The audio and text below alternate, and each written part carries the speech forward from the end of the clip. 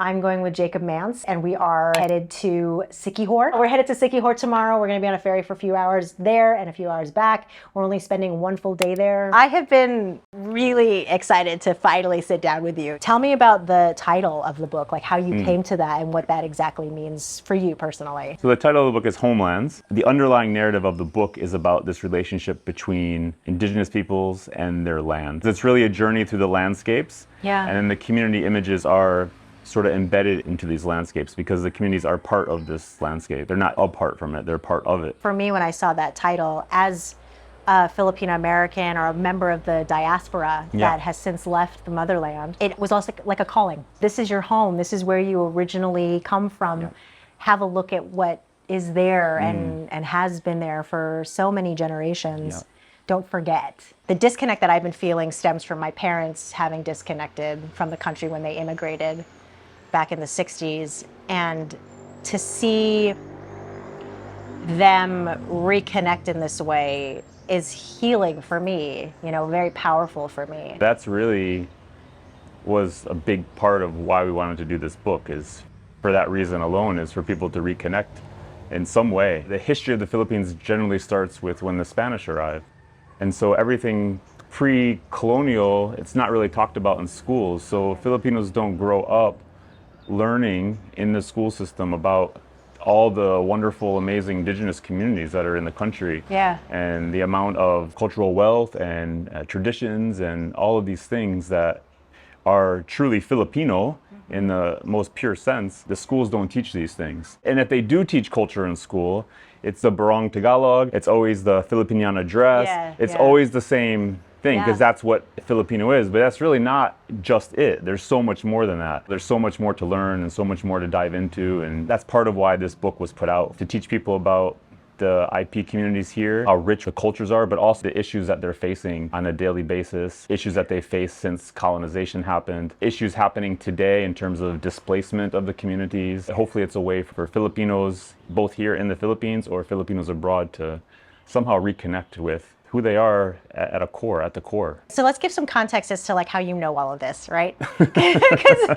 we start off and people are looking at you going, wait, you don't look Filipino. How do you know all this Filipino. about how do you know all this about the Filipinos? We're in Siquijor, which is like an island. What was it? We were on a ferry for like 4 or 5 hours from Cebu, and you are based in Cebu. I am. I'm based in Cebu. With your family, and you have been in the Philippines now 20 years this year. Yeah, I came in 2003. I did, as a Peace Corps volunteer. My background is in wildlife conservation biology, and I was working for the Palawan Council for Sustainable Development, which is the big department of natural resources for Palawan. So I was doing environmental education in schools, but I was using photography as a medium to teach at the time. And this is pre-digital, so we got donated cameras, and we figured out creative ways to teach students and to engage. But at the same time, I was doing marine surveys for some zoning purposes in Palawan. When I first arrived here, I was planning to go to Surigao. The language there is Surigaonon. My wife is from, her family is from Surigao, so she was teaching me Surigaonon during our training. So yeah, that's how we met, but then all the volunteers got pulled out of Mindanao at the time. There was a bombing at the Davao airport, and I got reassigned to Palawan, where I had to switch to learning Tagalog. I don't know how beautiful Surigao is, but I mean, Palawan is not the worst place to be No, I had no complaints whatsoever. It was a great... photos of it. I've never been, but I see photos, I'm like, wow, paradise on earth. So you were there how long? How many years were you there? Yeah, just over 2 years. Incredible. Yeah, that was my introduction to the Philippines, and before coming here, I knew absolutely nothing about the Philippines. But you told me that you were already excited about the prospect of possibly coming here. I was. In college, I had a good friend. I was volunteering for an NGO supporting conservation biologists throughout the world, and he had just made a trip to the Philippines. And he had just the greatest, most wonderful things to say about the country. And so it really got me excited. And so when the possibility of coming here came up for the Peace Corps, I was like, okay, I think that's where I need to be. And that wasn't actually my first offer to the Peace Corps. I declined the first one, and then the second one was the Philippines, and I accepted it. So. Because you're meant to. I guess I'm sort of destined to be here. The project Katutubong Filipino is what I called this project. What does that mean, Katutubong? Katutubong is indigenous. Okay. So it's like the Filipino Indigenous Project. It's just a personal project of me traveling to different communities, learning about them, hearing their stories, taking photographs as well, And at the time, I was doing this long-form blogging. My photography, it was something I consciously decided, okay, I want to try to make a living at this. And then this project was the personal work I was doing along the way. Actually, it changed along the way because I learned so much. You know, over a decade of visiting communities, your perspective changes, you unlearn a lot of things, you learn a lot of things. So it's been a decade that you've been doing this. Yeah, I mean, I think the project officially started in 2011, and the book came out last year, October 2022. So about a decade of work that's put into this book, and about 3 years of production of producing just the book itself. During the pandemic, we slowed down and we ended up doing over, I think, 100 hours of interviews with Indigenous leaders, activists, students, the academe. People were available and we could get meetings with them. Right? Yes. At any other time, we wouldn't have been able to do this. We had all these amazing perspectives and stories. It brought the book to a much deeper level. And I was working with a writer, Nicolas Sebastian. We did all these interviews and we ended up putting 18 essays that were in the book as well that touch on some of the most important topics, from historical essays to roundtable discussions. I just want to say, like, that was actually really surprising. As I was leafing through the book, I was totally expecting it just to be photography and maybe a few pages of like written content that describes what the photos are about. As you dig deeper into the book, suddenly there's this whole other section. It just had this other side to it that just makes the book kind of really stand out in its own unique way. Because it's like you go from this like super intensive like visual perspective of what the country's about to now you can get like the actual, here's what's happening behind the image. Right. And what's happening that's driving the image that you see. And that's incredible. Yeah, it gives more context to what you're seeing. So the idea was for, you know, the viewers to go through the photos. They can sort of have their own idea of what these photos are, what they mean, how they're put together in sequence to come up with the story. But then the text is there to go further. How do you get these communities to open up to you? This is real life. This is not posed. This is not postulated. Whether it is or not, you know, who knows? But it's like, not. I mean, how are you able to get them to like open up to you and welcome you in so that you can capture them in this intimate setting? Yeah.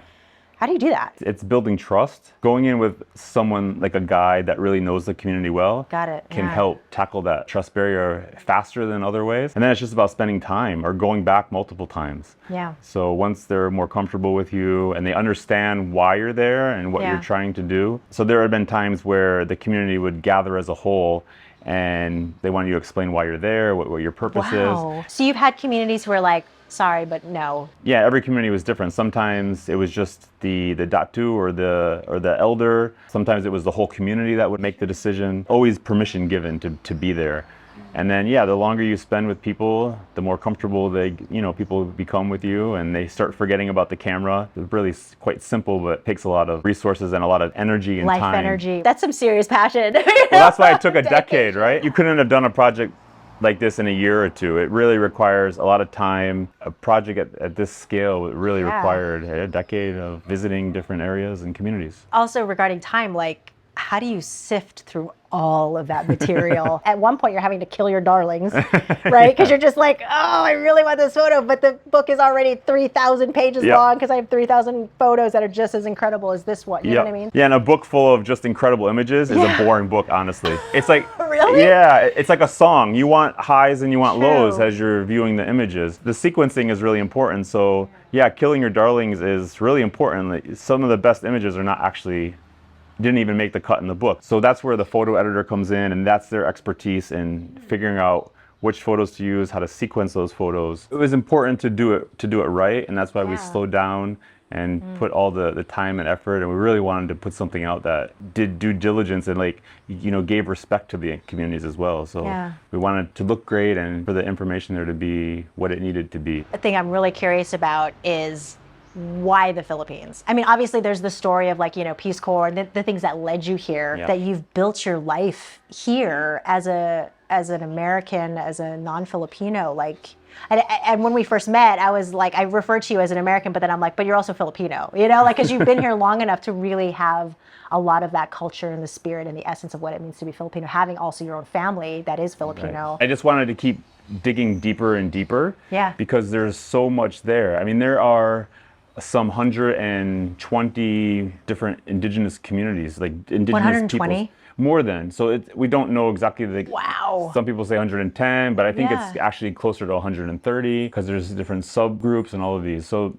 it's amazing in a country with the landmass so small that with all these islands, that all of these different indigenous people evolved with different languages, different customs, different cultures, and you really see those differences when you travel from island to island. Yeah. But then there's also like this similarity between all of the communities as well, right? Binding them all together. And these are the issues, these are the things that bind indigenous people together. It's this relationship with the land. Like in the book, we really emphasize land is life, and this is what the communities say as well, because everything for these communities revolves around the land. Their livelihoods, but their spirituality, everything is really derived, their knowledge is derived from the land that's been passed down from generation to generation. This is the commonality between the communities, despite the differences in culture or languages. That part is really what keeps driving me to come back and want to learn more, see the differences, but also explore more of why this relationship with the land is so important and what we as non-Indigenous can take away and learn from that to make our planet a better place. We need this Indigenous knowledge, we need the Indigenous perspective moving forward, and I think that's really important that we learn from them and hear their voice. It's really important. As one globe, we are a version, like a bigger version of what the Philippines is. All of these different physically separated communities at times.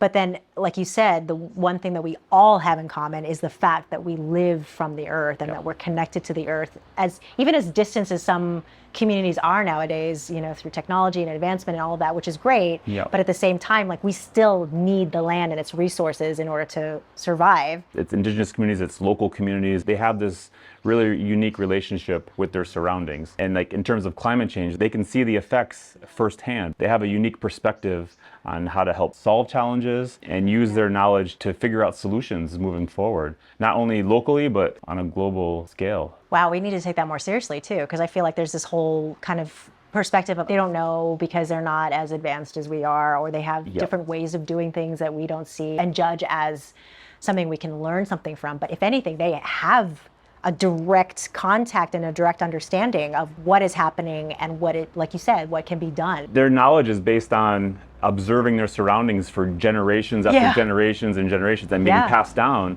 So that's, in a way, that's the scientific method. So they understand when the certain kilig bird comes to the rice paddies at a certain time of year, that's the time to plant the rice.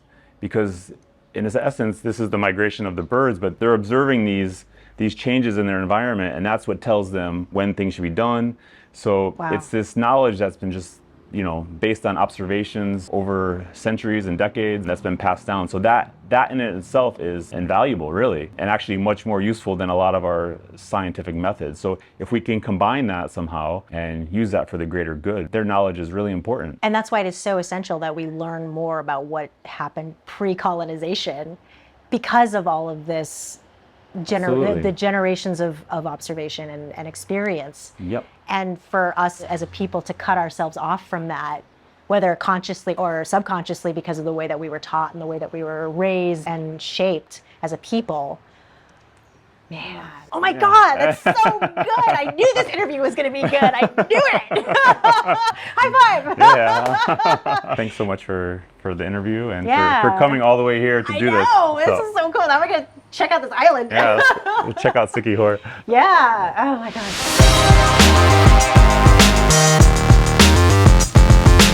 Now you push the record button, right? I certainly hope so. There's always a moment. And sometimes I stop the interview, like mid-interview, just to check, because I'm like, the last thing I want to do is to like go